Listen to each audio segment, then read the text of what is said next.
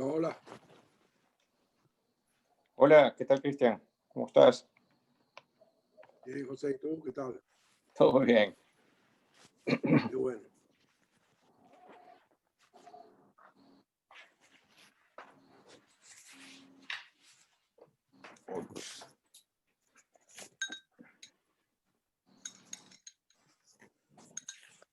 Perfecto, gracias, Andrea.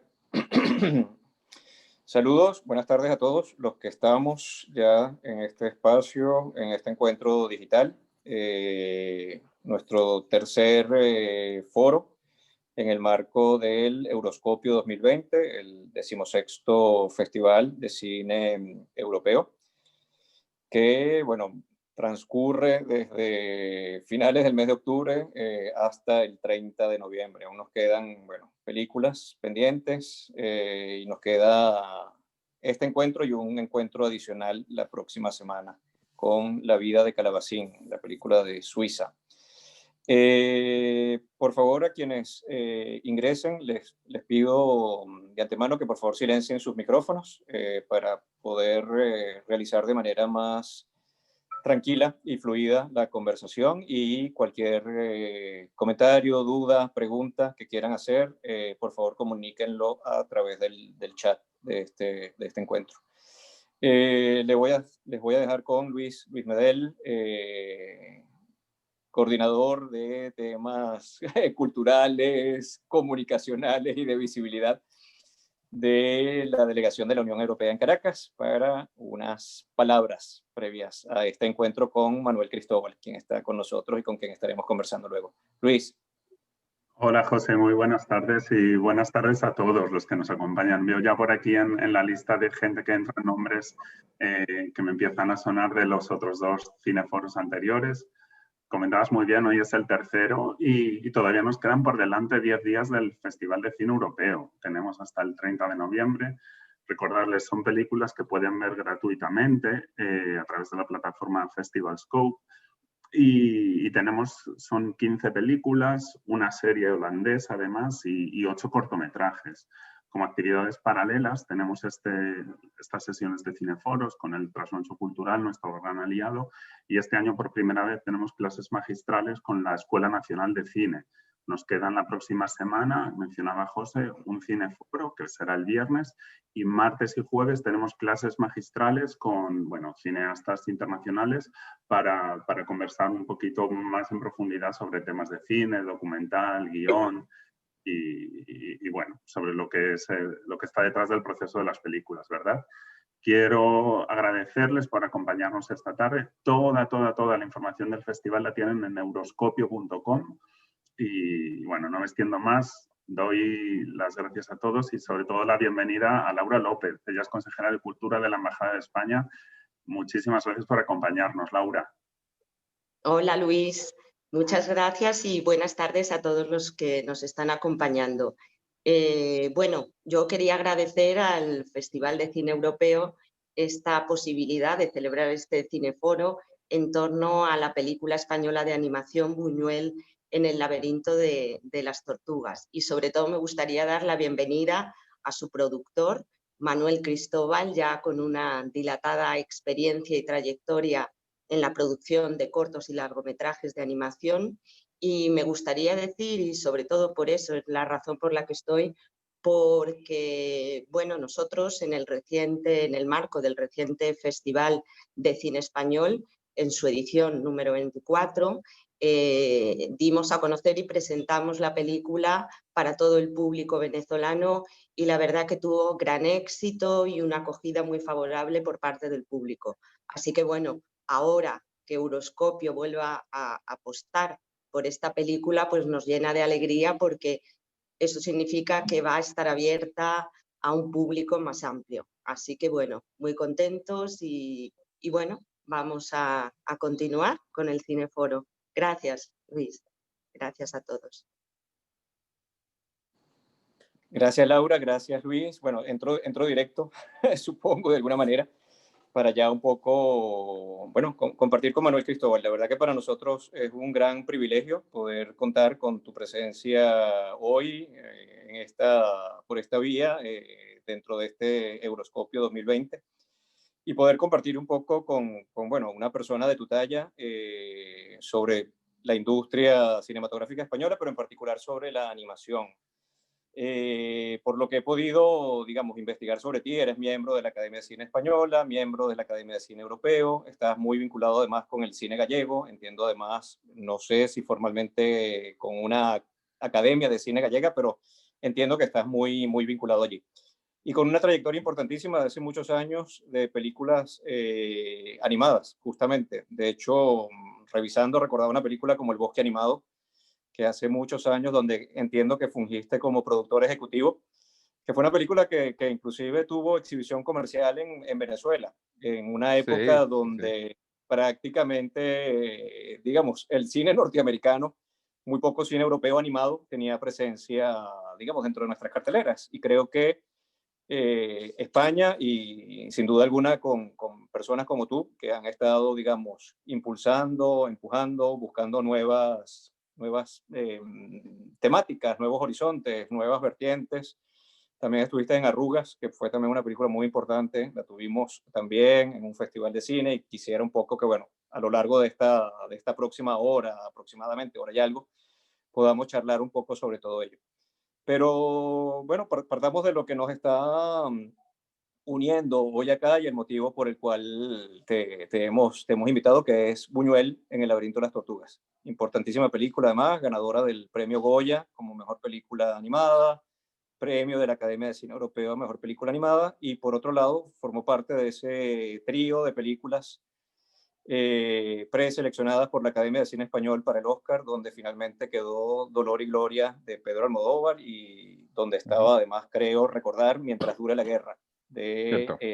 Alejandro Amenábar. Pero bueno, un honor inmenso, sin duda alguna, que una película animada como Buñuel en El laberinto de las tortugas quedara dentro de esa terna. Así que, bueno, de entrada, bienvenido y bueno, comencemos un poco sobre lo que fue la experiencia de esta película de Buñuel en El laberinto de las tortugas. Muchas gracias a Luis y a Laura por la presentación y obviamente a José por esta conversación que vamos a tener, por invitarnos. Y yo ahí puedo empezar por donde queráis, ¿no? Pero yo creo que básicamente empecemos por el principio, ¿no? Yo creo que mi socio en esta película, un productor extremeño que se llama José Fernández de Vega, tenía una idea de hacer un cortometraje sobre una novela gráfica que se llamaba Buñuel en el laberinto de las tortugas. Y yo cuando vi el proyecto, lo primero que me pregunté es que por qué un corto. Porque además yo creo que el productor, que no es el señor que busca el dinero, porque eso es bastante reducido, es parte del trabajo, pero no eso, sino sobre todo lo que yo entiendo la producción es llevar a cabo proyectos, pues estaba buscando una película para trabajar con Salvador Simó, el director de Buñuel en el laberinto de las tortugas, con quien ya había trabajado y con quien tenía ganas de encontrar un proyecto. Encontramos uno, pero no logramos los derechos, entonces este era similar y recuerdo que le mandé la novela gráfica a Salvador y se quedó prendado, entre otras cosas, porque su padre lo había educado en Don Luis Buñuel, ¿no? Entonces, claro, él como obviamente al principio tenía un pánico tremendo sobre hacer una película sobre Luis Buñuel, porque si haces una hagiografía, pues al final, ¿dónde está el drama, no? Si es tan bueno y tan amable durante toda la película, pues al final, en el minuto 10, te, te duermes, ¿no? Entonces, como muy bien decía él, lo que hicimos es una película con todo el cariño, pero ningún respeto. Y al final es una película no es sobre Luis Buñuel, el Luis Buñuel que llegó a ser obviamente uno de los grandes directores, ¿no? Esa famosa foto que le hicieron en la comida que tuvo con George Cukor cuando estaba luchando por el Oscar del el discreto encanto de la burguesía, ¿no? Donde estaba John Ford, no aparece porque se fue, pero estaba Michael Mann, estaba Hitchcock, obviamente George Cukor, o sea, una cosa tremenda y da una idea de lo que significaba Luis Buñuel, ¿no? Entonces, pero no es la película sobre ese Luis Buñuel, ¿no?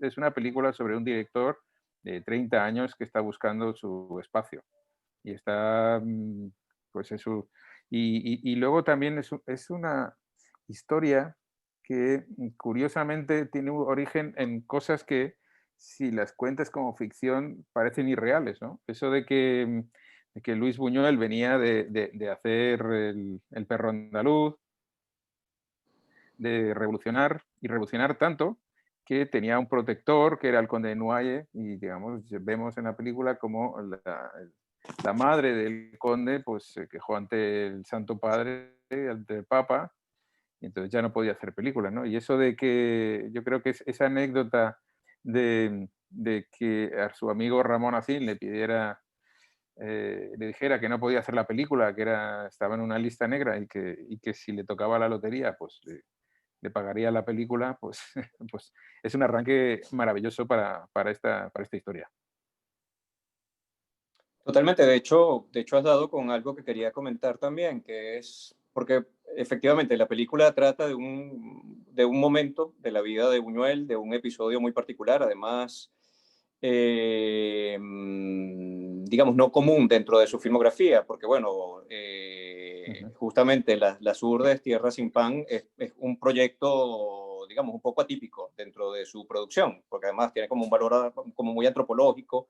Hay una especie como que de búsqueda de raíces, de una situación muy particular en un sitio, además con unas condiciones muy específicas. Pero yo en lo personal sentí además que hay un gran cariño y un gran homenaje al personaje de Ramón Acín, además de este productor que por accidente termina produciendo la película y que además tiene una vida, bueno, terrible por las condiciones políticas del momento, y cuando uno ya al final se entera lo que ocurrió con él, digamos, lo menos que crea es una conmoción, de alguna manera. Pero bueno. Entiendo que los que estamos aquí hemos visto la película, con lo que spoiler podemos, sin problema, ¿no?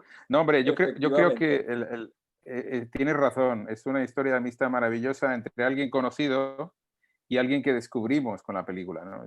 Digamos, yo soy un gran aficionado a la historia, he leído mucho de historia de España, de historia mundial, obviamente de historia de Latinoamérica, pero no conocía al personaje de Ramón Acín. Es alguien muy conocido en Cuesca, pero no porque además, por un lado, nunca fue reivindicado por una izquierda porque era anarquista, ¿no? Digamos que George Orwell tuvo que salir de España porque básicamente lo iban a matar los estalinistas, y obviamente pues tampoco pertenecía al bando ganador, entonces quedó en el olvido, y ha sido muy bonito recuperar y ayudar a recuperar la memoria de un personaje como Ramón Acín. Y luego ha sido muy bonito, por ejemplo, conocer a su familia, conocer a sus nietos.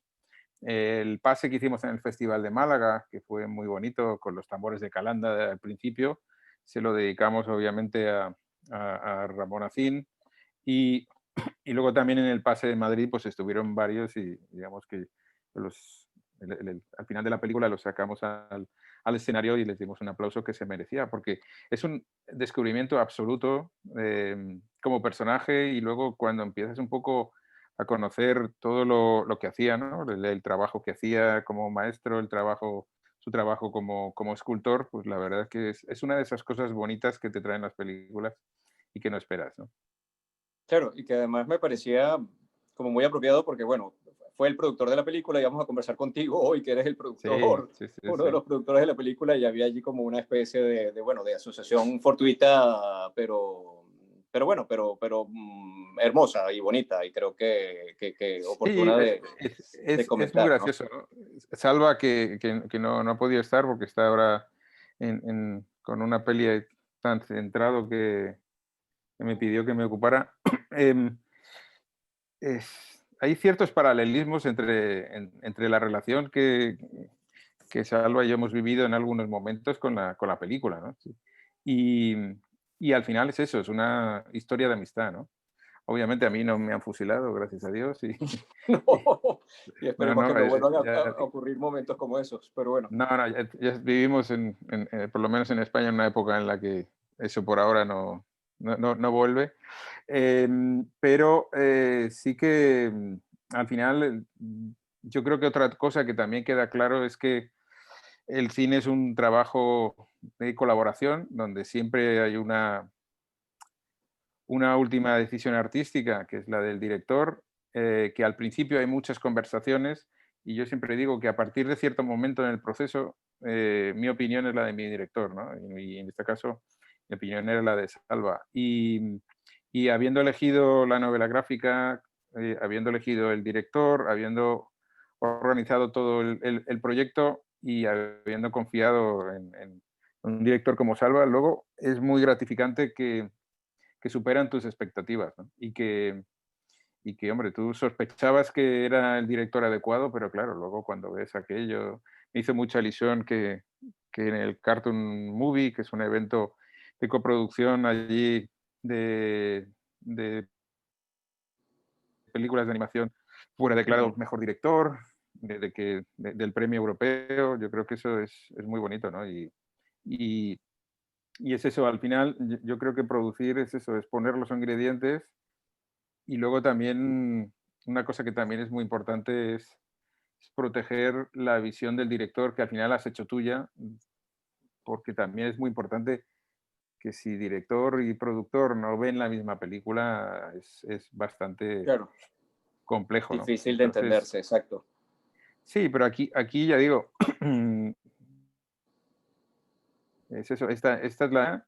em, el- le elegí también o le presenté un guionista que es Eligio Montero, que venía de hacer muchas series de televisión y recuerdo que tomé un café y como nos conocíamos mucho de la época que yo vivía en Galicia, que obviamente le tengo todo el cariño del mundo, y, y recuerdo que Eligio me decía, es que estoy un poco, no sé, me gustaría probar algo nuevo. Y digo, bueno, pues te vas a enterar. Y entonces los presenté, funcionaron muy bien y también me hizo mucha ilusión el tema de que ambos estuvieran nominados en los Goya como guión adaptado, ¿no? Yo creo que es una de las cosas que más sorprenden y que más gratifican desde el punto de vista del productor.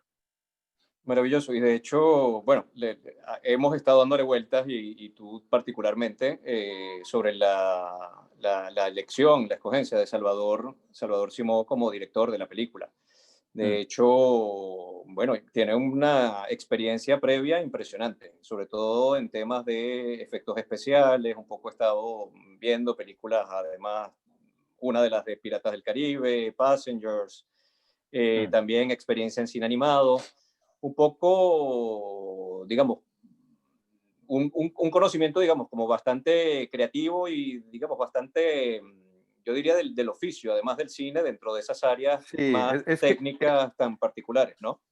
sí, es que los directores, yo creo que dirección y producción tienen en común de que tienes que saber de tantas cosas que no, o sea, esto de recién sales dirigir una película de animación me parece un poco complicado. O Claro. sea, hay gente, obviamente, como Orson Welles, como Alejandro Amenábar, que son súper dotados en un momento, pero yo creo que es muy importante también que no solo dirigir, es dirigir un equipo.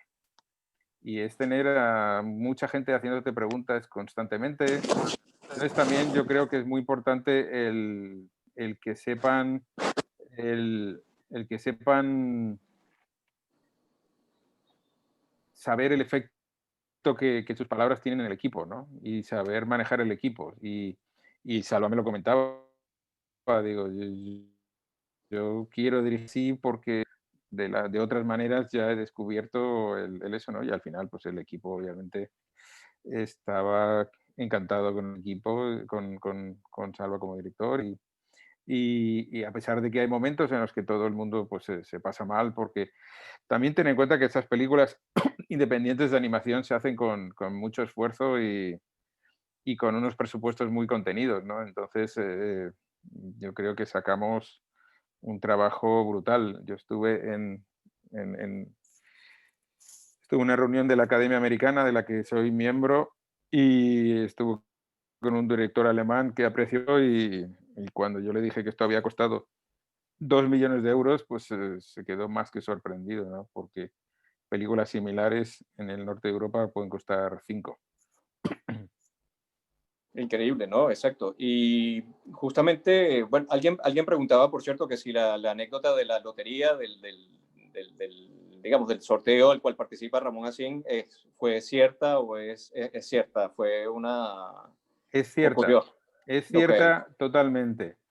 En realidad no ocurrió como sale en la película, porque cuando nosotros nos encontramos con la familia de Ramón Acín, ya habíamos escrito el guión y ya nos habíamos inventado, bueno, ya Eligio y Salva ya habían llegado a esa secuencia, y esto fue que en la casa donde vivía un inspector de Hacienda que tenía lotería, entonces vendió entre los miembros del edificio y uno de ellos era Ramón Acín.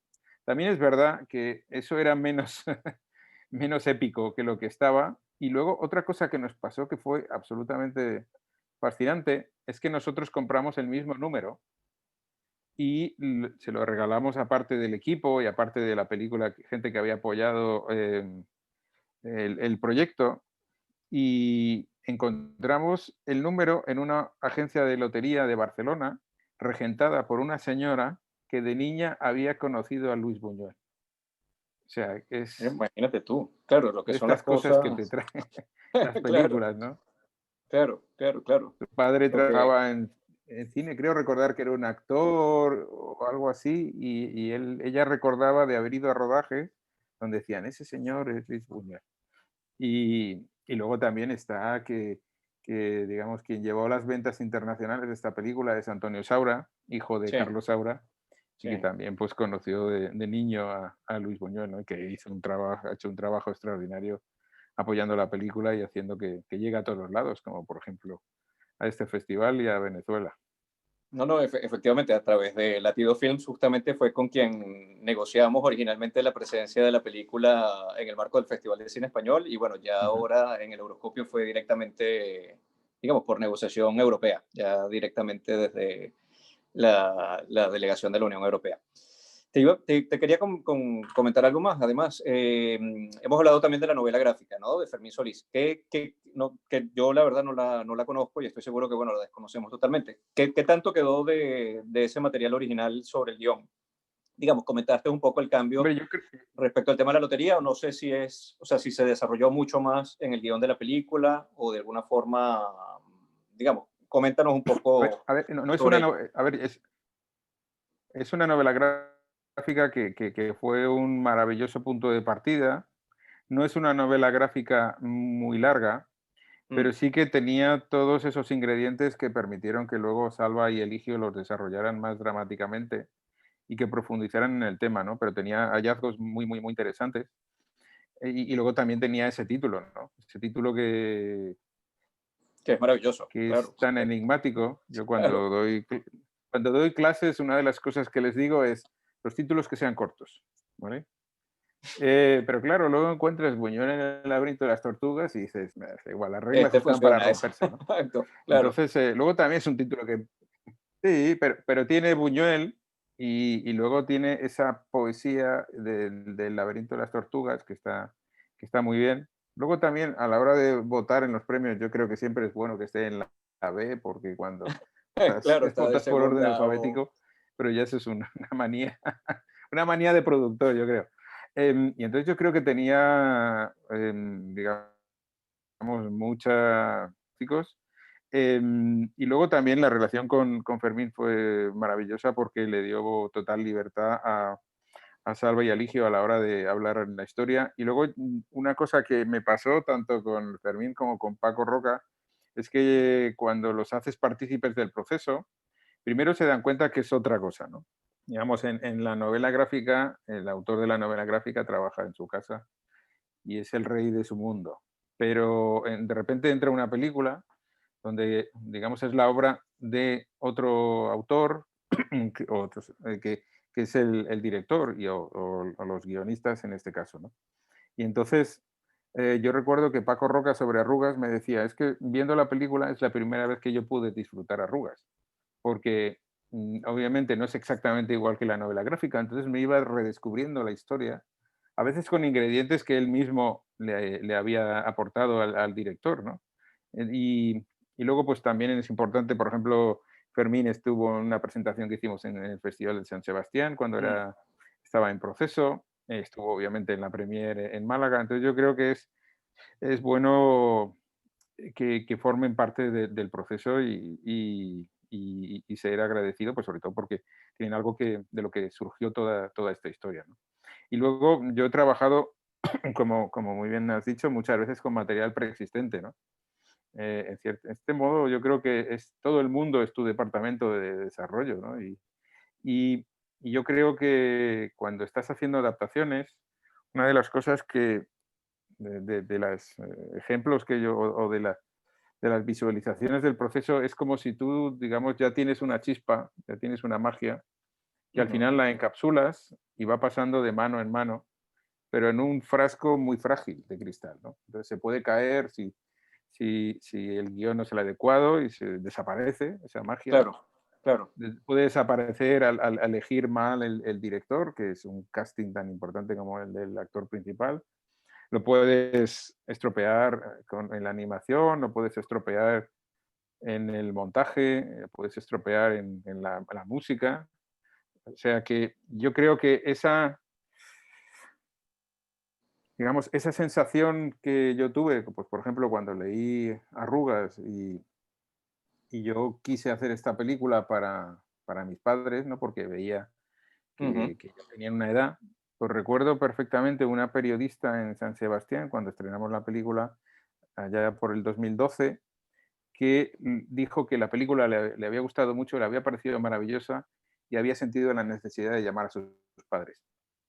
Entonces, digamos que ese viaje tan frágil más o menos había funcionado. Y al final yo creo que es importante, porque al final tú puedes hacer un trabajo titánico y la película, pues desgraciadamente, ser fallida, o puedes hacer un trabajo titánico, sufrir mucho durante el rodaje, como se ve en el propio proceso de la película, y luego pues tener, yo creo que momentos en los que ves que la película conecta, además conecta con mucho tipo de público, con Claro. muchas edades, muchas culturas.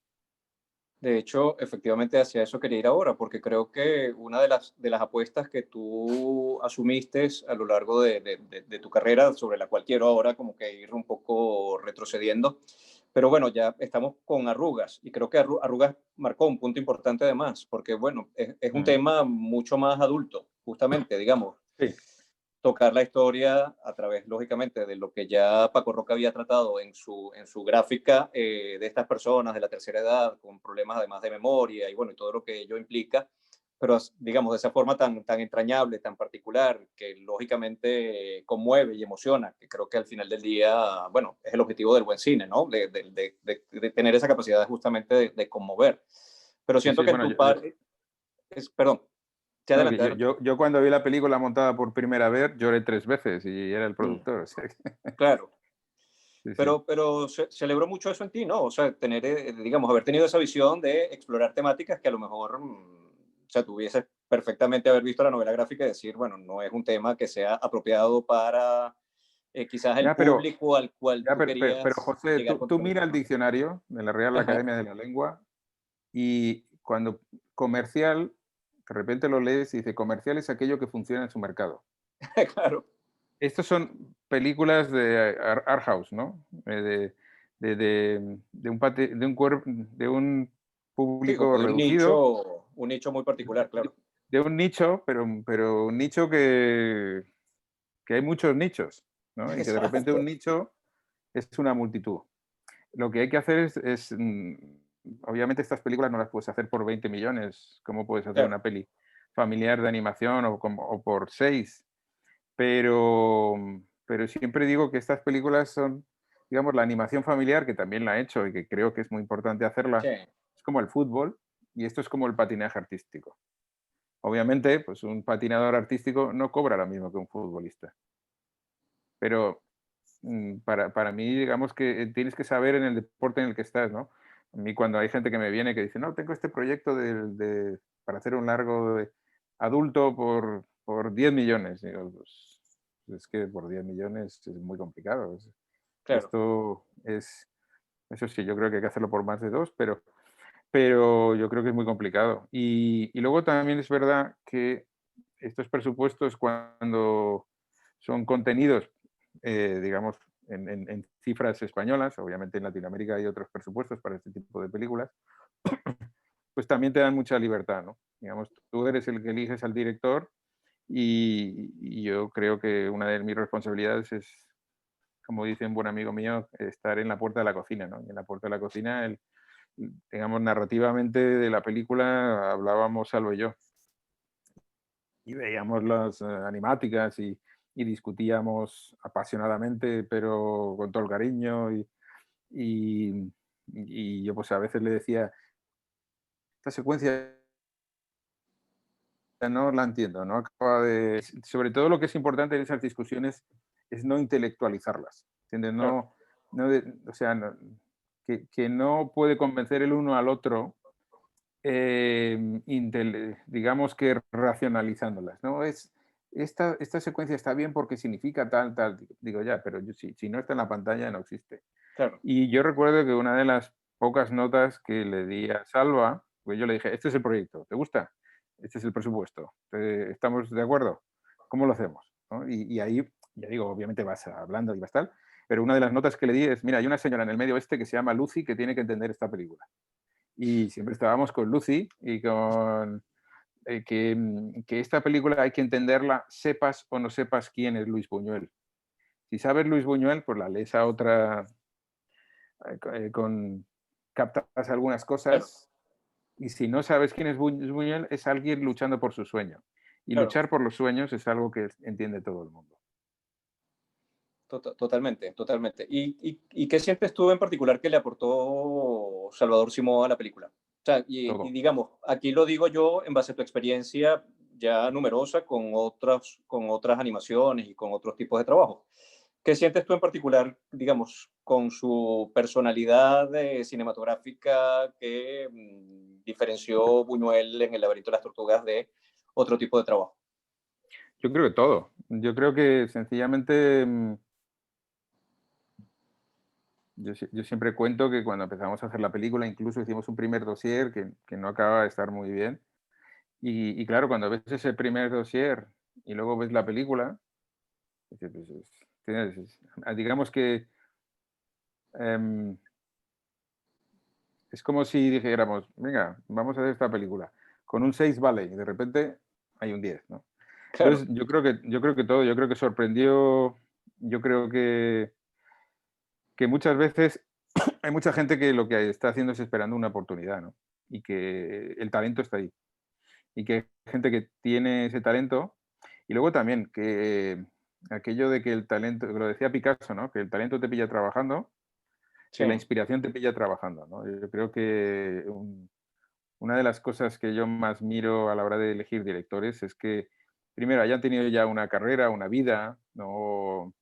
Saben lo que es sufrir, saben lo que es trabajar en una película, saben lo que es trabajar en una película que luego la ves y dices, y en esto he empleado yo 2 años de mi vida, saben lo que es un director que no está apoyado por su equipo. Y luego, pues también Salva siempre ha tenido mucho apetito cultural, ¿no? Se formó en Los Ángeles estudiando animación 2D y luego también yo siempre, y siempre hablamos de que esto es una película.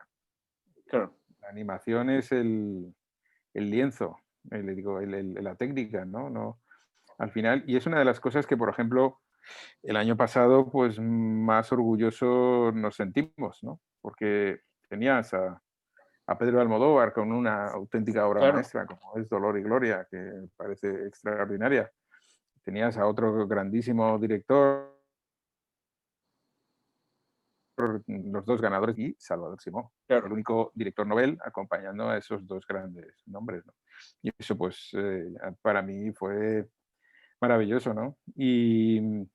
Pero yo creo que es eso, es que es cuestión de que los procesos van creyendo. Y por eso creo que es que muchas veces tú tienes un proyecto y necesitas el director adecuado. Porque, y a veces pues coinciden, pero yo creo que siempre pasa. Hay un proyecto, hasta que no encuentras el director adecuado no puede ocurrir.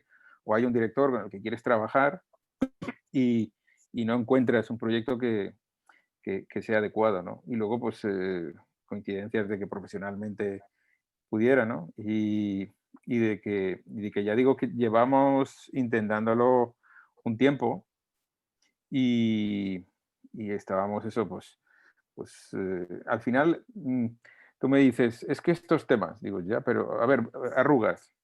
A ver, Arrugas tenía unos mimbres terribles. O sea, ancianos, residencia de ancianos. O sea, no parece el sitio más apasionante del mundo. Pero yo lo descubrí leyendo un artículo de prensa.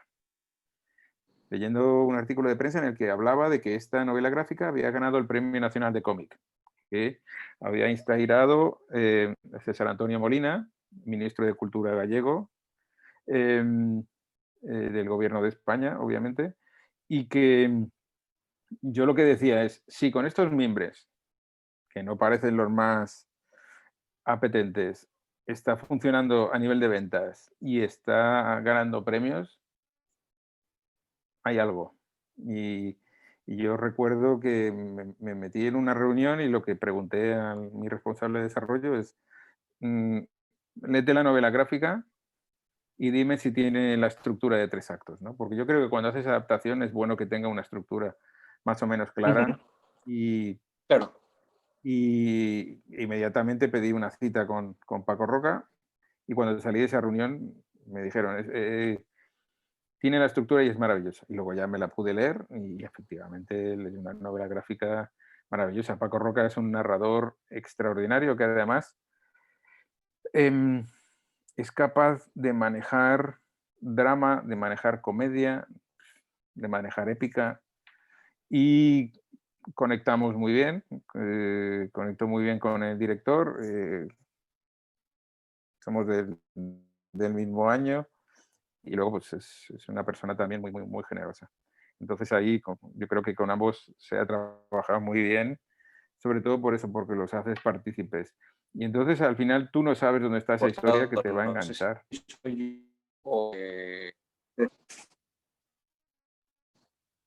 José, no te he perdido un poco.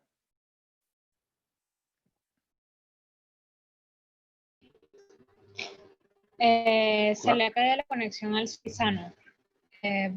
Buenas. Vamos a... Pues yo sigo. Si queréis, mira a ver preguntas. ¿Hay alguna pregunta mientras recuperamos?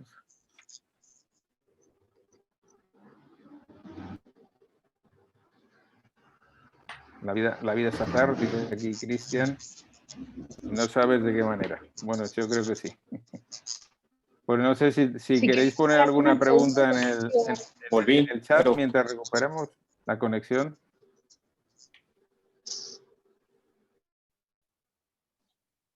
Sí.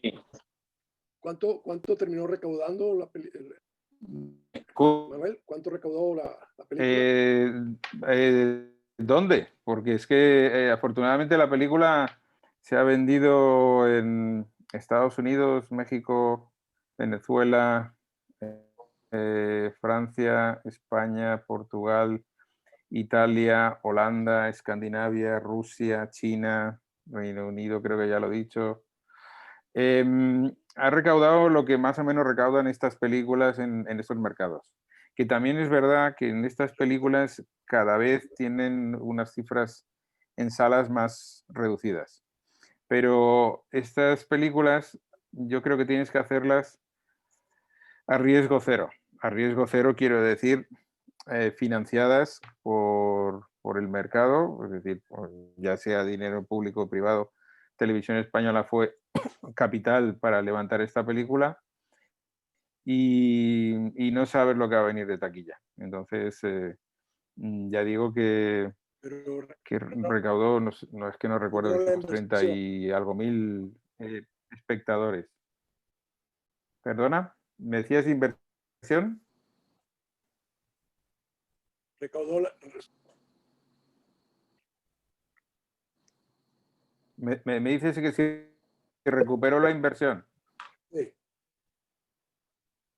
Que si recuperó la inversión, es que en este tipo de películas, por eso te digo que tiene que ir a riesgo cero. tienes que no tener que recuperar nada. Quiere decir que nosotros hicimos una venta de licencia a Televisión Española, Movistar Plus, tuvimos una coproducción con Holanda, tuvimos el apoyo de Urimash y con eso pues no había nada que recuperar. O sea, sí que también hubo alguna inversión, pero que no... al final las películas es el propio mercado el que las paga. Y digamos, no es que tú pongas el dinero y luego recuperes, sino que tienes un proyecto y financias ese proyecto. Entonces, en películas más grandes o de mayores presupuestos y que van a mercados más grandes, pues sí que puedes tener algo a inversión pura. Pero yo creo que en estas películas es bueno no tenerlo porque nunca sabes cómo va a resultar en taquilla. Pero vamos, funcionó bien y en ventas internacionales estamos contentos.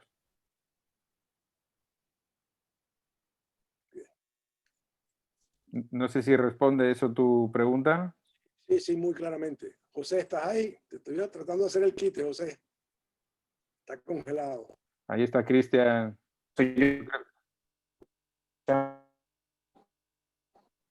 Alguien pregunta. Pero por eso es por lo que yo antes he hablado de que hay que dimensionar las películas, ¿no? Yo creo que cuando estás en un país, tú tienes que saber más o menos qué rango de presupuesto se puede financiar en ese país. Y cada país es muy distinto, ¿no? Tu realidad es muy distinta. Estés en Venezuela, estés en España, estés en Francia, estés en Argentina, estés en Colombia. Y eso te la da un poco la experiencia y el pulso con el mercado. Y ahora, digamos, existe obviamente todo el tema de los streamers, que obviamente es una financiación en una sola parada, ¿no? Y ahí pues también es posible y yo creo que se abre una nueva vía o se ha abierto una nueva vía que también es muy interesante yo creo, para series que para películas. Y José, yo creo que sigue. Cristian, yo creo que te toca seguir con Sí, hacer el quite. el quite. Bueno, Aquí. Manuel, hay una pregunta ahí. Hay una pregunta en el chat. ¿La leíste? La muerte se representaba mucho en la película. ¿Qué tan verídico fue el acercamiento de Buñuel con esto? Bueno, la muerte es espectacular. Además que el animador que hizo esas secuencias Aquí hizo un estoy. ¿Me trabajo escuchan ahora? extraordinario. Sí, José, te escuchamos. Perfecto. Has tenido ahí a Cristian haciendo el Vale, quinte perfecto. estupendamente. Tenía la duda. Hemos seguido aquí. A ver, perdona que no acabo de entender la pregunta. Se ve representada mucho en la película. Alguien ¿Qué preguntó. tan verídico fue el acercamiento de Buñuel con esta? Sí, Es que no lo sabemos, porque nosotros, es una correcto. de las cosas que hicimos, una de las cosas que hicimos fue ir a París a través de Javier Espada, que es productor asociado de la película y gran conocedor del mundo de Buñuel. Y hablamos con Juan Luis Buñuel, que fue muy generoso con nosotros, se llevó muy bien con Salva. Y al final, cuando tú empiezas a averiguar sobre lo que pasó en las Urdes al final de los años 20, es que no se sabe casi nada. Entonces, no es que haya ficción porque hay ficción, es que hay ficción porque no se sabe qué pasó. Entonces, es verdad que está el documental y es verdad que también están los descartes del documental. Porque esto que vemos en la película, de que Luis Buñuel está montando la película en la cocina y así poniendo la película delante de la vela para ver si estaba enfocado, pues como tenía tan poca luz, desechó planos creyendo que estaban desenfocados que luego estaban bien.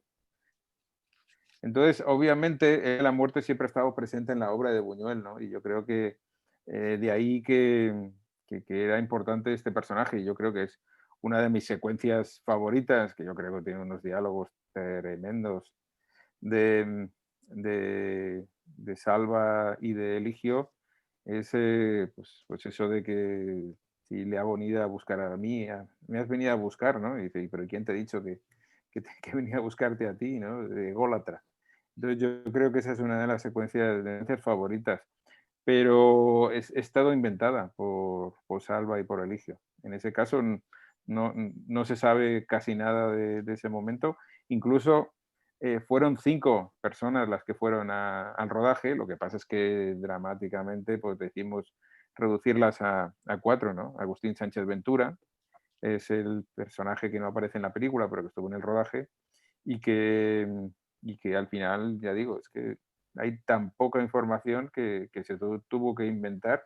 Y luego también, si no hubiéramos hecho eso, hubiéramos estado atenazados por la idea de que es algo que está basado en una historia real, y estaríamos atenazados porque al final es Buñuel y lo que significa, ¿no?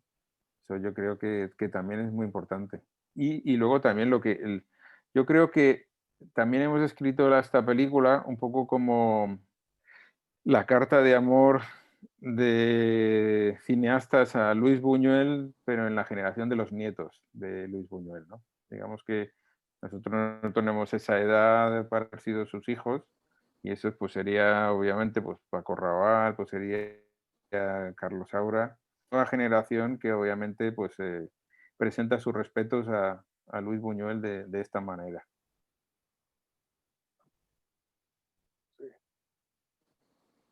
Totalmente. Manuel, volviendo un poco a la relación con Salvador Simó, entiendo que, bueno, el personal profesional, pues, que repiten, digamos, juntos en un nuevo proyecto, que entiendo que, si mal no me equivoco, es correcto.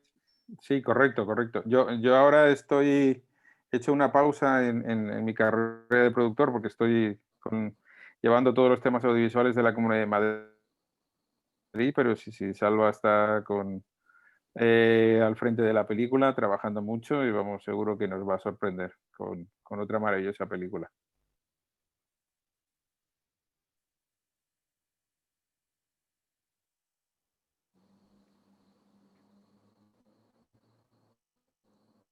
José, creo que te he perdido. No sé qué tal va la señal por mi parte. No sé, apagué la cámara. Apagué la cámara para ver si se escucha mejor. ¿Se me oye mejor, por lo menos? Perfectamente. Sí, se escucha mejor. Vale. No. Perfecto. Bueno, vamos a seguir a ver si tenemos mejor suerte. Voy a consultar antes sobre Dragon Keeper. No sé si no lo escuché. Un poco nos puedes comentar ese segundo proyecto desarrollando con, Sí, este es un proyecto que yo estuve desarrollando y que está ahora en producción, pero cuando están en producción tampoco hay que hablar mucho de ellos porque están en cocina, pero no, es un proyecto maravilloso, y Salvador está haciendo un trabajo que en cierto modo le conecta con su trayectoria más destinada a lo que es contenido familiar, porque él hizo una serie cuando estuvo viviendo en Tailandia de muchos episodios, y en cierto modo Buñuel es un proyecto atípico, pero que al final lo que demuestra es que hay un gran director detrás, ¿no? Y luego también, volviendo al tema de este tipo de películas, este es el tipo de películas que te permite también testar nuevos directores, porque obviamente en las películas familiares de más tamaño, pues es siempre más complejo, ¿no? Y en estas, pues puedes hacer esas apuestas por directores que crees que son adecuados, y al final es lo que vas haciendo una alianza entre director-productor para sacar adelante proyectos.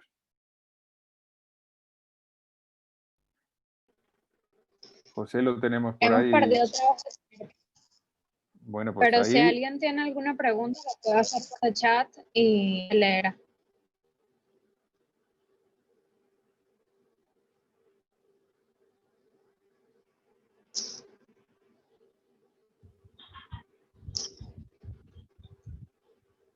el chat está en silencio, no se atreve. Yo creo que a lo mejor está Jorge Quintimil, desde Galicia, un buen amigo, nacido en Venezuela. ¿Tiene intención de hacer un serial de Buñuel? No. No, porque yo creo que hay ciertos temas que ya se ha agotado. Y en este caso ya lo hemos agotado, ¿no? Igual que a veces me dicen, ¿vas a hacer alguna novela gráfica más de Paco Roca? Y pues podría ser, pero es que ya he hecho arrugas.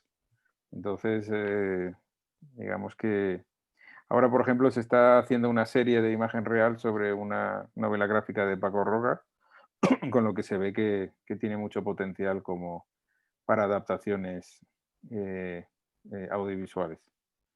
Pero serie, no, es que ya no sabríamos un poco qué contar. Yo creo que al final Salva encontró ese punto que era la historia de un director de 30 años que está y luchando por su primera película.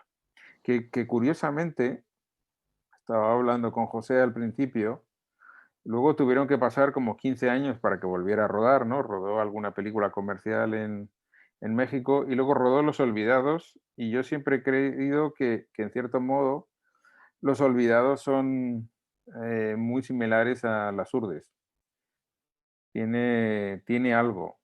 Y esta película de Las Urdes, que al final pues tuvo este final tan terrible con la muerte de Ramón Acín, con que le tuvo que retirar de los créditos, con que fue una película prohibida, pues estaba a punto de pasarle con Los Olvidados, ¿no? Los Olvidados es una película que en México no quiso mandar al Festival de Cannes, es una película que se le volvían a decir que por qué retratas esta realidad, y al final lo que la gente tiene que entender es que la retratas para cambiarla, y fue uno de los últimos días del festival cuando se proyectó, y hay una carta maravillosa de Octavio Paz hablando en favor de la película, que recomiendo que la leáis, que la busquéis. Y al ganar el premio a Mejor Director en el Festival de Cannes, pues digamos que el Festival de Cannes salvó a Luis Buñuel, ¿no? Porque ¿qué hubiera sido si esta película de Los Olvidados hubiera pasado por Cannes sin pena ni gloria? Pues tal vez hubiera vuelto a México Luis Buñuel, la película hubiera sido un fracaso y hubiera estado 15 años o jamás hubiera vuelto a dirigir, ¿no? Y esta película, que en cierto modo es una continuación 15 años después de Buñuel, pues inició la maravillosa etapa mexicana de Luis Buñuel, y que luego pues nos dio auténticas maravillas, ¿no? Y por cierto, ahora aprovechando, si queréis, os voy a compartir alguna imagen aquí del libro de arte, hablando de sus películas, con la dirección artística de José Luis Ágreda. Y aquí hicimos un libro de arte en el que hablábamos de sus películas, y yo le comenté a Luis Buñuel que lo que podía hacer era imágenes personales de las distintas películas. ¿No? Aquí tenemos La Edad de Oro, y esto no es un póster, sencillamente, como queríamos ilustrar un poco la carrera de Luis Buñuel, pues hizo José Luis Ágreda pues estas pequeñas interpretaciones de sus historias. Esta es la de Los Olvidados, que es maravillosa. Y luego esta es la de Viridiana, que te fijas en el detalle, que al final parece una cosa y es otra, ¿no? Que al final es puro Luis Buñuel, ¿no? Yo creo que aquí hizo un trabajo fantástico. Está la de Tristana. Y luego ya tenemos ya todo el libro de arte, que es otra cosa que también tienes que hacer bastante cuando haces este tipo de proyectos, ¿no? Con todo el desarrollo visual, todo el trabajo que se hizo con los personajes, con los colores. Bueno, ya ves. Otra cosa no, pero en la animación se hace mucho trabajo. Me pregunta Moisés que la película le fascinó. Bueno, la película me fascinó. Muchas gracias, Moisés. ¿Le gustaría realizar otro largometraje sobre la realización de otra película? Es fascinante las historias que hay detrás de tantos filmes. Pues yo creo que depende de si se encuentra la historia adecuada. Yo no digo que no. no digo que no. Leo mucho cine y creo que el cine dentro del cine es apasionante, ¿no? Ahora está David Fincher estrenando Mank sobre el proceso de escritura de Orson Welles. Yo creo que es maravilloso, ¿no? Hay otra película absolutamente deliciosa dirigida por Fernando Fernán Gómez con música de Pedro Iturralde, que acaba de fallecer. Viaje en ninguna parte, que es un poco sobre los cómicos en los años 40, años 50, cómo se buscaban la vida por España, y hay muchísimas. Entonces yo no me cierro para nada. Básicamente es encontrar la historia. Yo creo que las historias te van encontrando, las vas encontrando tú, ¿no? Obviamente, más o menos sabes el tamaño, o sabes lo que es eso, pero de repente lees una historia y te engancha y cuando te engancha, pues la tienes ahí en la reserva y vas buscando el director y a veces pues hace clic y puedes empezar con un proyecto. Y yo creo que también es eso, ¿no? Aquí Cristian nos dice que muy bueno el libro con el arte gráfico, os mandaré alguna presentación para que podáis tener. Y luego, por ejemplo, también fue un hallazgo José Luis Ágreda. Esta es su primera película de animación, ahora está como director artístico de la nueva película de Pablo Berger, que va a hacer una película de animación. Y lo eligió Salva. Era un ilustrador muy conocido, bueno, muy conocido en lo que es los círculos de la ilustración. Y luego, curiosamente, era un ilustrador que Fermín Solís admiraba mucho. Entonces, cuando le dijimos a Fermín Solís que la dirección artística la iba a llevar José Luis Ágreda, pues digamos que fue bastante, se puso bastante contento. Entonces, porque hay veces hay proyectos que la novela gráfica ya te marca un poco la parte visual de la película, pero en Buñuel, el laberinto de las tortugas, aquello no era posible también porque el dibujo era distinto. O sea que yo creo que es eso. Y nada, aquí Fabiola nos dice que es fanática de Buñuel y que cree que en ella se ve reflejado muy bien. Me encantó la animación y la dirección gráfica. Muchas gracias. La animación, el director de animación es el director de animación de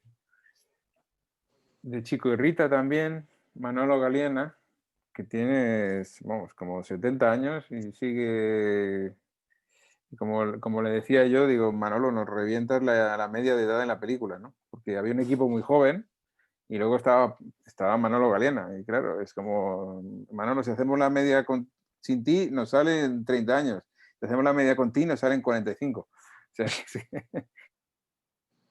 Digo que y luego tenía muchas ganas de trabajar con él y luego es muy bonito esta transición, ¿no? Entre gente con más experiencia, gente con menos experiencia, porque mucha gente que trabajó en la película fue su primera película, mucha gente fue su primer trabajo incluso. Entonces yo creo que eso es algo también muy importante. En los proyectos tienes que conseguir que haya un equilibrio entre gente senior y gente junior, porque eso es bueno para la película y para que un poco la transmisión de conocimiento y sabiduría pues se vaya pasando de unos a otros. He vuelto. José, No sé te si veo ahí otra vez de nuevo. ¿Escucha bien? Vale, cambiando Perfecto. de señal de internet y cambiándome de locación también un poco a ver si tengo mejor señal. Pero bueno, ya esto creo que tema del país. Manuel, una cosita. Bueno, yo tenía algo pendiente de consultarte también sobre Paco Roca, porque efectivamente tú hablabas un poco de si volvías a trabajar en un proyecto de él, cuando ya me perdí un poco del seguimiento de eso. Pero te quería comentar porque hay una película que tú produjiste basada también en una gráfica de él, que es Memorias de un hombre en pijama, que No, pero además... esa yo, la inicié, pero no la produje. Ok. Es que yo tenía la duda y por eso es que quería, digamos, un poco consultártela y comentar un poco alrededor de la película. Pero vale, perfecto. Manuel, No, otra cosita. esa película la iniciamos Ángel de la Cruz, Paco Roca y yo, pero cuando empezaron con el proceso A ver, Paco y Ángel veían una película, yo veía otra y les dije, no pasa nada, Claro, pues vais. claro. mm, Yo creo que es importante esas conversaciones para ver la misma película y entonces yo me dediqué a otras cosas. Figuro como productor asociado, pero vamos, que la tuve solo al principio. Fantástico. Ahora, quería ir un poco a lo que, bueno, había conversado al principio, un poco a tus orígenes, ¿no? O sea, ¿por qué la animación? ¿Por qué comenzaste a desarrollar tu carrera en la animación? Y un poco que nos hables además de Perro Verde, ¿no? Que entiendo que fue, digamos, un proyecto importante a nivel de compañía con la cual se produjeron Sí, títulos significativos del área, ¿no? sí, ¿no? A ver, yo, a ver, si a mí hace, yo creo que llevo 20 años produciendo, si me dices hace 21 que voy a hacer animación, no me lo creo. O sea que eso ya explica mucho, ¿no? Yo Ok. quería dirigir como casi todos los que se aproximan a esto o se envenenan en esto, luego te das cuenta que, pues entre otras cosas, me formé como en dirección de teatro y cine en Reino Unido, pero yo considero que cuando mezclaba planos no saltaban chispas. Y luego, al volver de Inglaterra, tuve la suerte de que conseguir un trabajo llevando la Asociación de Productores de Galicia, en un momento en el que Manuel Fraga apostó mucho por la industria, por esa industria, porque había una persona que se llama Pancho Casal, que era el Ujú. presidente de esa asociación, que lo vio claramente, convenció a los políticos, y yo fui su gerente durante 2 años, en una época muy bonita, en la que pasé de llevar cafés a los productores a tomarme cafés con los productores, ¿no? Y de repente, pues te das cuenta que la gente se cree que las películas las levantan los directores. Y tiene algo de verdad, pero las películas las hacen los productores. Y digamos que ahí estuve 2 años, luego volví a Madrid y luego pues se estaba iniciando El Bosque Animado, que fue la primera película de Ujú. animación por ordenador de Europa en el año 2001, que fue un éxito fantástico en taquilla en España. Llegó a muchísimos países, como tú has comentado, y funcionó muy bien en Francia, en Bélgica, en Italia. Y Sí. estuve 6 años en Digra, ¿no? Hice una segunda película que, desgraciadamente, pues digamos que no quedó como nos hubiera gustado. Te das cuenta de los errores que, que se cometieron. Y cuando yo estaba allí en Coruña, en el estudio, pues intenté que se animara una serie de un personaje azul que no conocía a nadie, que se llamaba Pocoyo. Mm. No me hicieron caso y me fui a Pocoyo. Trabajé allí en desarrollo y distribución, estuve 2 años y luego ya sentí la necesidad de crear mi propia empresa. Y entonces ahí creé mi empresa. Mi primera película fue como productor independiente y miembro y propietario de la empresa, fue Gritos en el Pasillo, una película de animación hecha con cacahuetes pintados, algo único en el mundo. Original, Y, absolutamente. sí, y además hice una campaña para hacer un estreno multiplataforma con estreno en Internet. Estoy hablando del año 97. En un momento en el que logramos que 5.000 personas pusieran su número de tarjeta en un sitio para alquilar la película, y entonces salió un mensaje que decía, ahora tiene que irse al banco que le autorice esta tarjeta para comprar en Internet. Entonces, esas 5.000 personas que intentaron comprar la película, al final la compraron 50. Pero igual, era un proyecto que ya me encontré medio terminado, que lo que hice fue darle esa última pase, un remontaje y financiar, y nos lo pasamos muy bien. Y luego de ahí, pues hice también El Lince Perdido, trabajé con un estudio en Granada que se llama Cándor, con un director que se llama Ujú. Manolo Sicilia, que es maravilloso, y con Raúl García, un animador histórico español que trabajó en Disney, un tío fantástico, y con Antonio Banderas, que fue una maravilla trabajar. Entonces yo había hecho ya 3 películas de animación familiar y sentía que se podía hacer algo más. Yo vi, recordarás, Vals with Bashir, de Ari Correcto. Folman.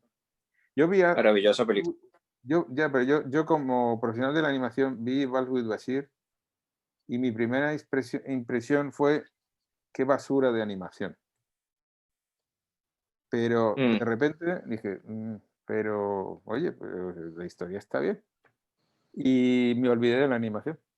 Y yo creo que eso también para mí fue una epifanía, ¿no? De que sencillamente, obviamente en estas películas tienes que tener una animación más limitada por los presupuestos, pero que la gente, digamos que se olvida que es animación. Para mí no hay mejor piropo que alguien que viene y te dice, me ha encantado la película, se me ha olvidado que era de animación.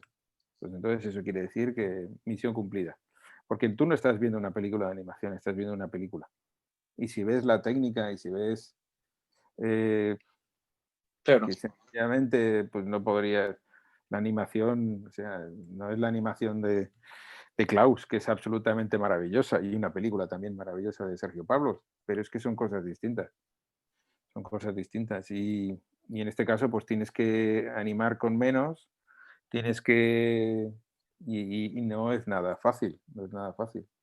Pero yo creo que, pues eso, ya en el 2012 hice Arrugas y desde entonces estaba buscando un proyecto similar, ¿eh? Y hasta que no encontré Buñuel en el laberinto de las tortugas, pues no pude hacer una similar, porque ya dijo que hubo intentos de otros proyectos que no fructificaron, pero en este caso este funcionó y yo creo que muy contento.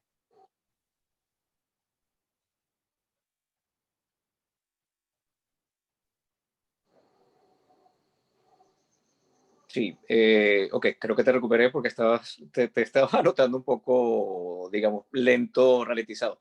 Sí, yo creo que además, exacto, la animación en el caso de películas como Arrugas o como Buñuel, lo que efectivamente permite poder aproximarnos a épocas, a situaciones y a historias que con la ficción no se pudiesen lograr. También pienso, tú has mencionado Vals con Bashir, también pensaba en Persepolis, por ejemplo, que son Totalmente. historias donde, digamos, esa capacidad de aproximarnos a un tema muy particular que no se pudiera ficcionar por situaciones políticas, país, históricas, etcétera, etcétera, o por lo menos recrear la vida de Buñuel, a menos que, lógicamente, todo lo que implica, digamos, una aproximación a nivel de producción, pero claro, la animación te permite, digamos, ese viaje fantástico, ¿no?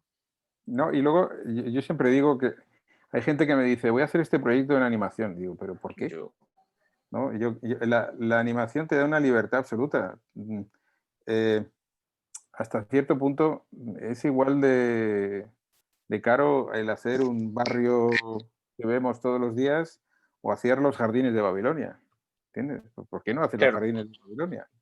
Entonces yo claro, creo que para hacer las películas en animación yo creo que tiene que haber un poco de fantasía y luego también tienes la ventaja. En Arrugas, pues por ejemplo, hay un minuto de, de, del Orient Express y tú estás rodando en imagen real, pues tú vas al director de producción y dices, mira, es que tenemos que ir al Orient Express para un plano de 1 minuto. Y dice, pues hombre, lo ruedas ahí en el metro. ¿No? Aquí es Orient Express, diseñas Orient Express y ya está. ¿No? Aquí Fabiola dice que Arrugas es una maravilla, que me pareció genial y se olvidó que estaba viendo algo. Muchas gracias, sí, Fabiola, porque esa era la idea. ¿No? Yo creo que esa es la idea, que sencillamente eso es una... Luego también yo creo que en animación y en documental es donde, en muchos casos es donde hay más frescura narrativa. Porque digamos que no tienes límites, eso ya lo decía Walt Disney, ¿no? Animación es todo sí, aquí, es algo que donde no hay límites en absoluto y ahora ya no hay límites narrativos, porque antes es verdad que había que hacer películas para el público familiar, que es fantástico, ¿no? O sea que yo creo que esto también ofrece otras posibilidades.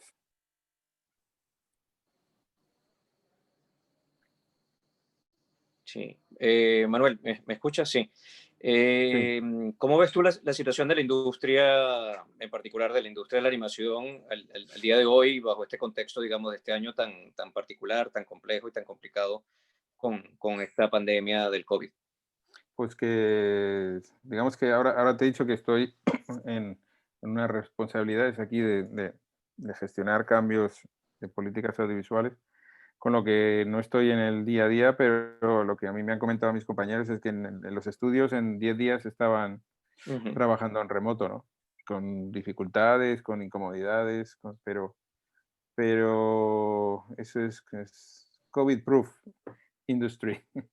Y yo creo que por otro lado es eso, se han parado cosas, pero se puede seguir animando y desgraciadamente rodar es más complicado, aunque en Madrid estamos rodando. Entonces yo creo que hemos entrado en el mundo online a patadas todos, ¿no?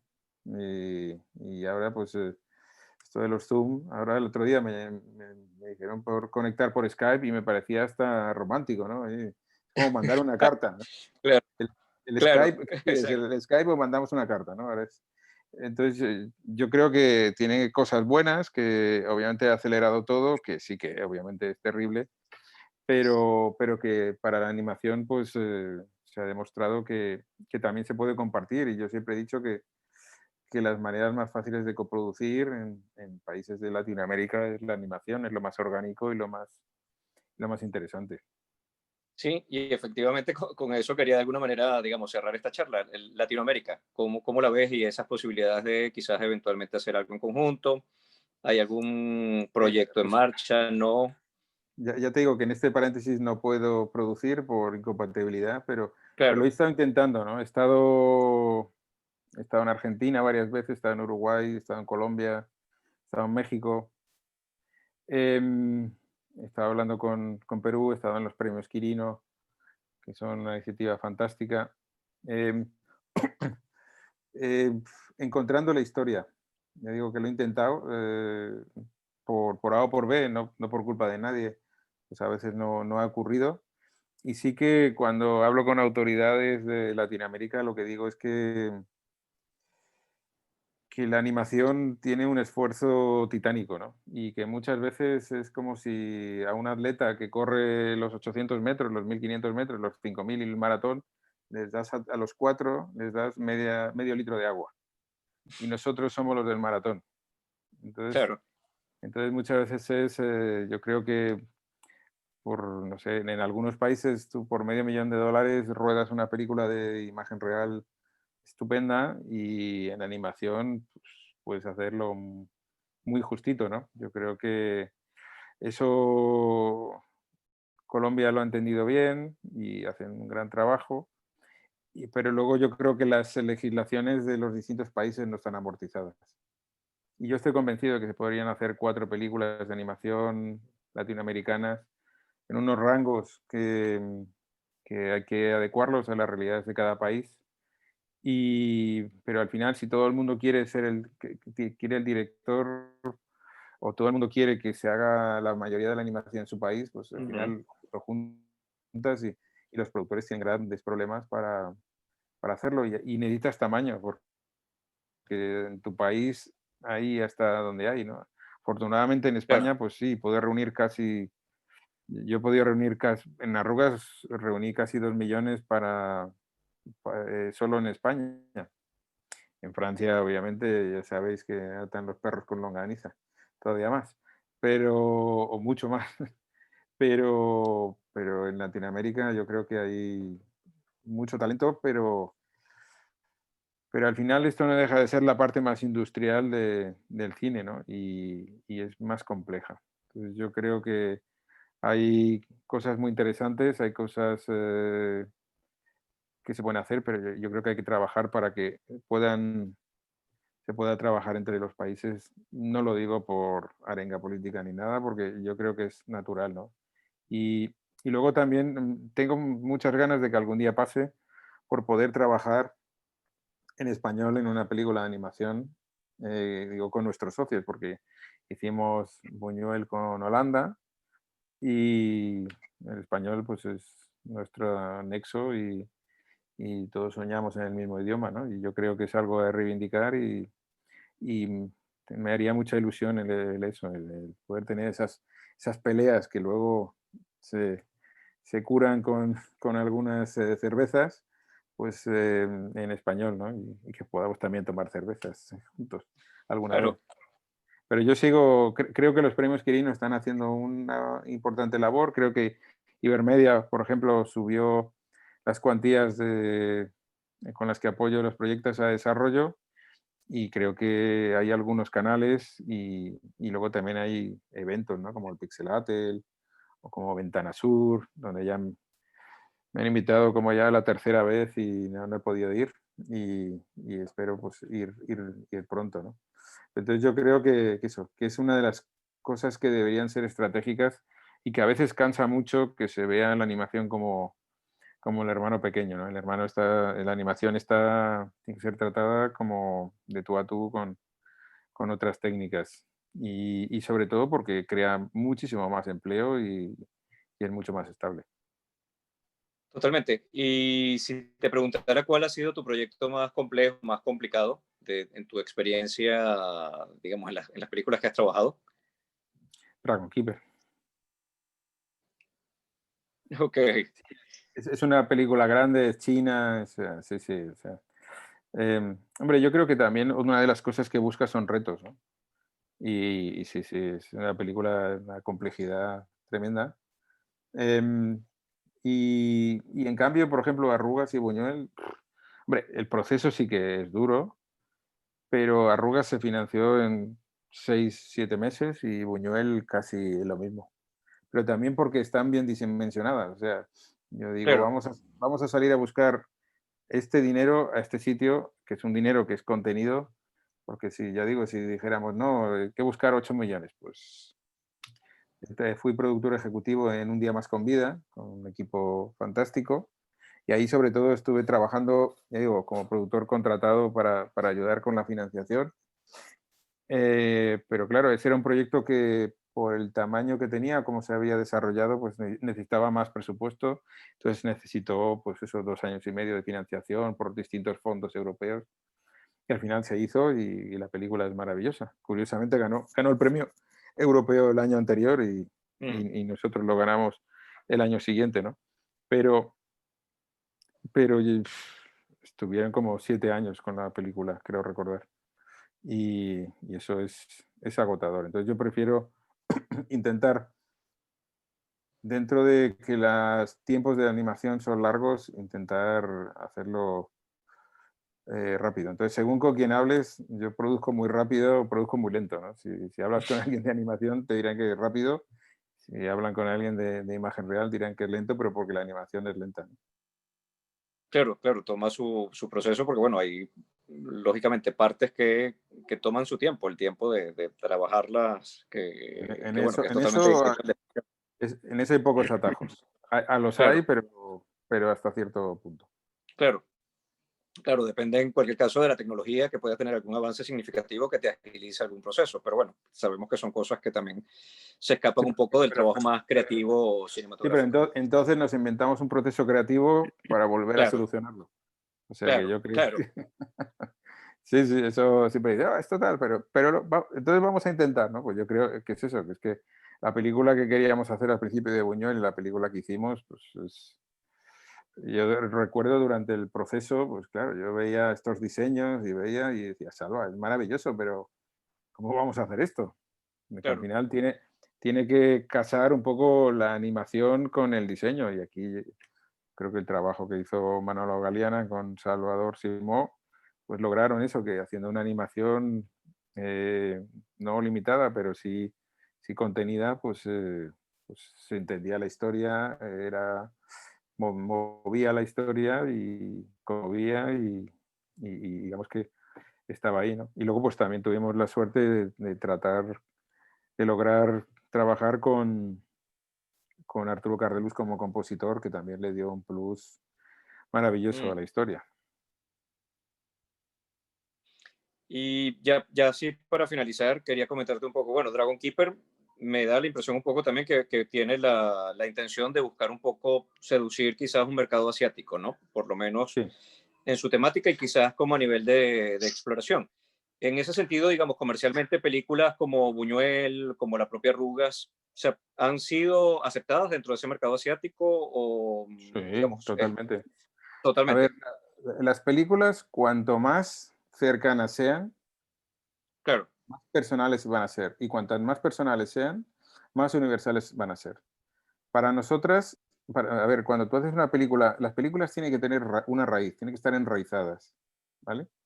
Entonces, lo que para ti es relevante, para otro público es exótico. claro. Lo que para ti es conocido, para otro gente es exótico. Pero yo recuerdo que, por ejemplo, yo una de las cosas de las que más estoy orgulloso es que Arrugas fue comprada en Japón por Ghibli, fue Mm, distribuida por Ghibli. Incluso el el gran estudio de propio, animación japonés, exacto, claro, claro. o sea, yo gracias a Sakane Seki de la Embajada Española en Tokio, yo pude tener una entrevista con Isao Takahata y, y subtitulamos la película para que la viera y incluso cuando le pedimos una cita de la película nos escribió una carta preciosa que, y para mí es como estrenar en Japón de la mano de Ghibli, para mí es como una nominación. Claro, Y luego, pues Buñuel claro. está vendida en China. ¿Qué ocurre? Que obviamente, pues es lo que decíamos de fútbol. Eso. Y luego, China es un país absolutamente fascinante y, y sorprende lo avanzado en muchas cosas que es frente a lo que creemos que es. O sea que yo creo que es muy, muy interesante. De hecho, tú has tenido participación allá, entiendo, digamos, universitaria, no sé si has dado alguna Sí, conferencia, clase o algo, por lo he que dado alguna estuve también conferencia, leyendo, ¿no? he dado alguna conferencia, he estado viajando bastante, he estado viviendo algunas temporadas allí. Pues yo he tenido ya mi piso alquilado, los, eh, los colchones chinos que son como, ¿quién ha dejado este edredón aquí? Y dice, no, este es el colchón, digo, pero Ese esto es no es el un colchón. edredón. No, digo, vale, vale.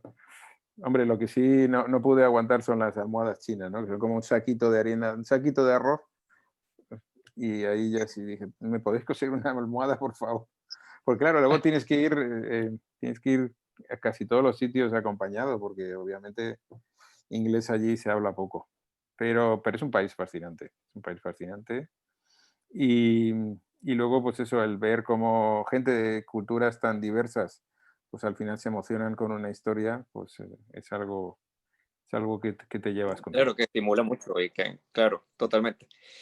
Manuel, pues yo nada más, la verdad, agradecerte muchísimo este tiempo, esta disposición. Bueno, pedirte disculpas por lo accidentado, los pequeños Ningún problema. inconvenientes que hemos tenido en la charla, pero bueno, que creo que al final hemos podido darle un buen paseo a Buñuel, laberinto de las líneas de animación y un poco a tu trayectoria profesional, que era, bueno, nuestra intención cuando de alguna manera planificamos este encuentro. No sé si Laura, de la Embajada de España, que sé que está por acá, quiera añadir algo más, ya también a manera de despedida, o el propio Luis, que me escribió por allí también que tenía un problemita que no nos estaba escuchando, no sabía si era por su computadora, pero Laura, Sí, aquí estoy. Bueno, que muchas fantástico. gracias, de verdad que he disfrutado mucho con este foro cine, con este cineforo. Y bueno, muchas gracias, Manuel, de verdad, por participar y por habernos contado todo esto que ha sido fascinante. Gracias, de verdad. Nada, gracias a vosotros. Hasta Muchísimas luego. gracias. Aquí hay un mensaje de Straga Films. Una invitación a todos los presentes del 30 de noviembre al 3 de diciembre de 2020, taller online sobre el proceso creativo en animación, cuarto encuentro franco-andino de animación, dictado por la experta en animación Aida del Solar, consultora y tutora en cine de animación nivel máster, con experiencia en contenidos para videojuegos y medios interactivos, arte, ficción y documental. Pues nada, muchas gracias, Rafael Estraga, supongo que es quien está aquí comentándonos sobre esto. Luis, creo que, no sé si exacto, si no Aquí, José, aparece, que debe, aquí está Luis, creo. ¿cómo están? Bueno, Bien. muchísimas gracias. Gracias, Manuel, de verdad, por acompañarnos a pesar de la hora allí en España.